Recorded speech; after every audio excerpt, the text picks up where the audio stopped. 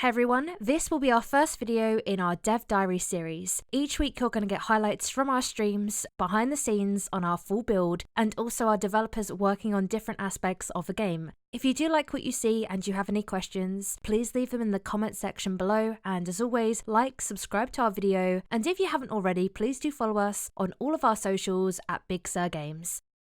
Okay, let's see how this goes.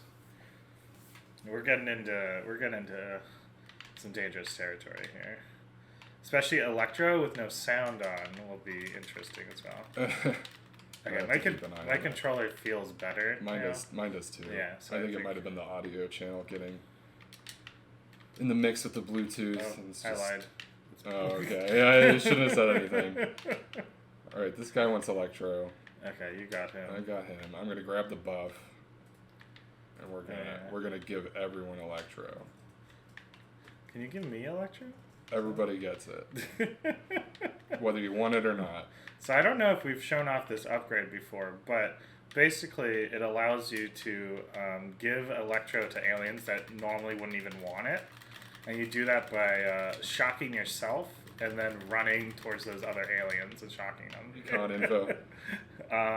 Also, Lint Ball, one of my favorite things is that every time, if you look in the bottom right, there's the tip window, and every time you go up to Lint Ball, it's actually, well, not every time, but there's a bunch of different tip windows you can get for it, and each one is just like, you know, it smells like 1 part fabric softener and 2 parts body odor. Not pleasant. You know, there's always just like, normally this tells you what to do or like how to interact with it.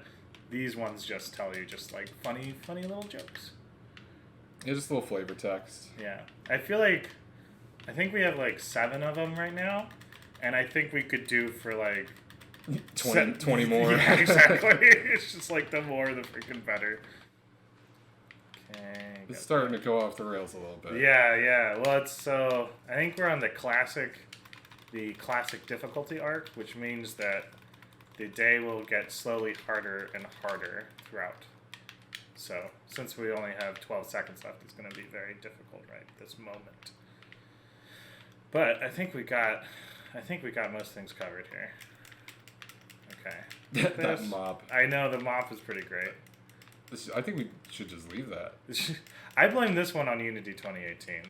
Do you want to put on teleporter sickness too? Just to. Yeah. Okay.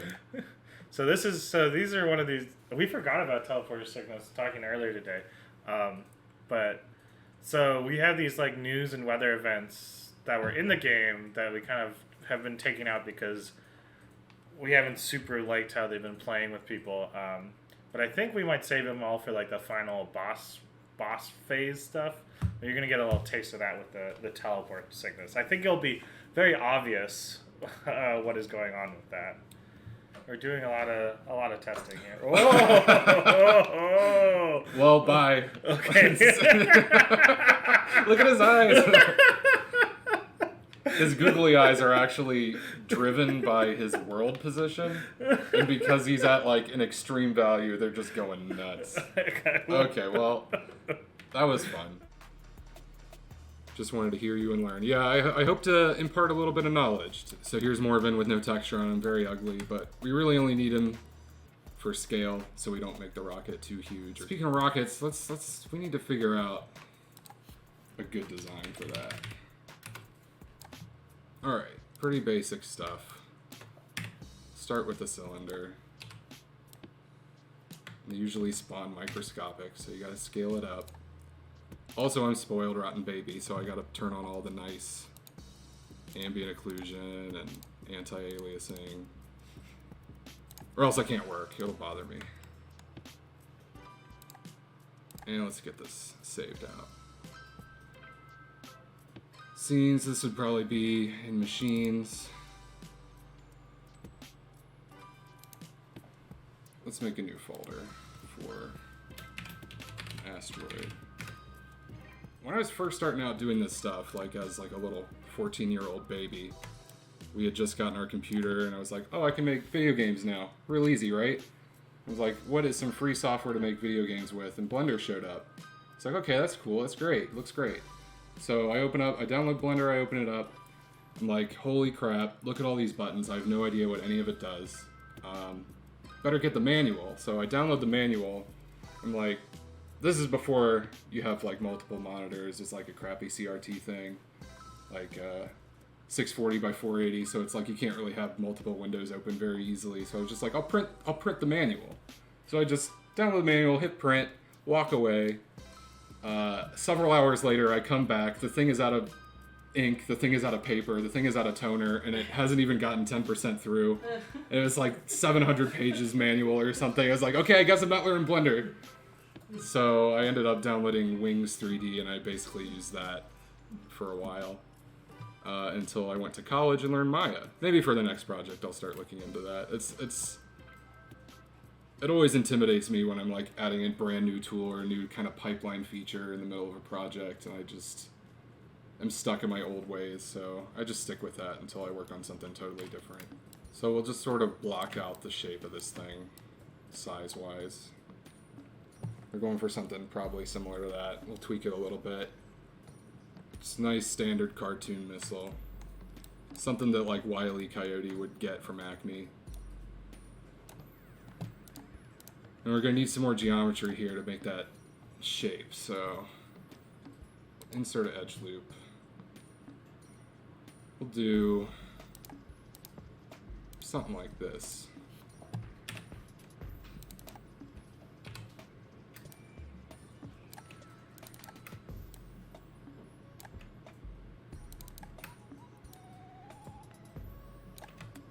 Something like this.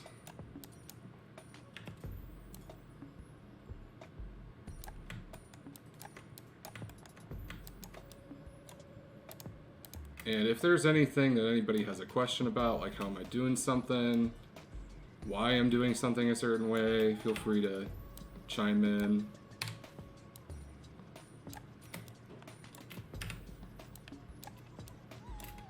Get these vertices merged up here to make a nice little tip.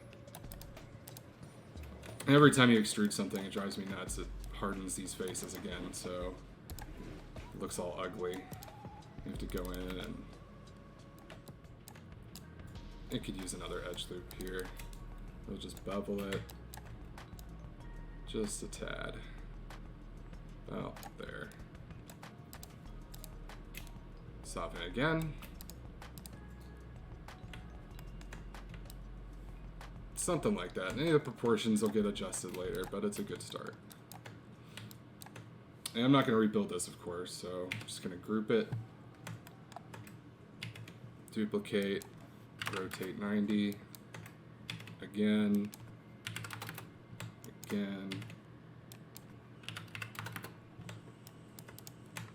easy, simple.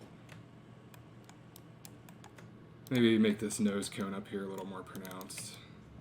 Actually,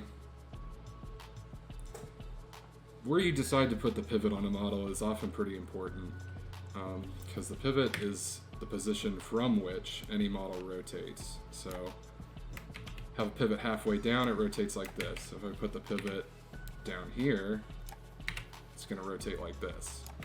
And since it's a missile, all the thrust is going to be coming from the tail. So the pivot should probably be right about here, because that's how a missile is going to get rotated. Alright, let's pull it up. Asteroid missile right here. Looks good.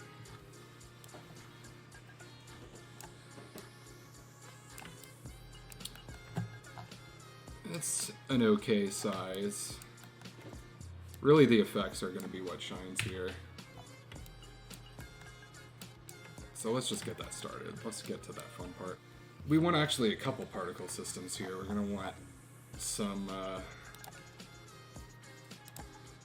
a jet of fire probably coming out of the bottom. So a shader is basically a set of instructions that tell the computer like how to render an object. And most objects you just have a standard shader that just, you know, draws the geometry, puts some color on it, put some lighting on it, and that's it. So you have this ramp here. I'll bring this over so you can see what I'm talking about.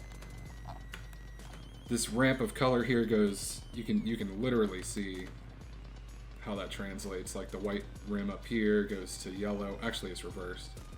White to yellow to red.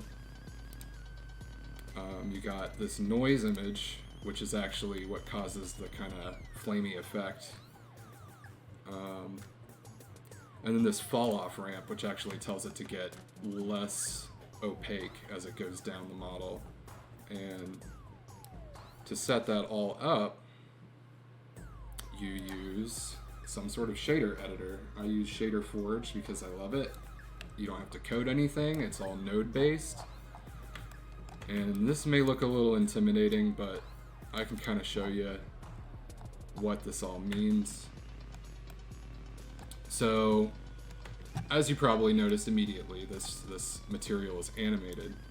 So you have this noise texture kind of like going down the model to effectively simulate this flame pattern. I do a similar thing down here. What is this for? Oh, there's two types of noise. What was it? What is that? Oh, okay. Actually, what really seals the deal when you're making something that's fire is you have two different noises that like cross each other. So you get this kind of like interference pattern, and that really kind of just breaks it up and makes it look, it makes it really hard to find repetition in it, because most of the time it's always going to look different. Okay. This is going to be funny. I need to actually see this in the game, so first of all, turn off Star Baby so he doesn't cause any problems. I'm going to take the missile, I'm going to give it to Morven. I'm going to trust him. We'll kind of get this around sort of where I think it might kind of spawn. Just above his head for now is fine. So I need to see what the camera sees in the game with this thing before I can really make a call on it. So we got the missile in. Well, let's hit play and see what happens. Okay. Oh, that is tiny. I'm going to want to make this missile bigger anyway. It's just too small.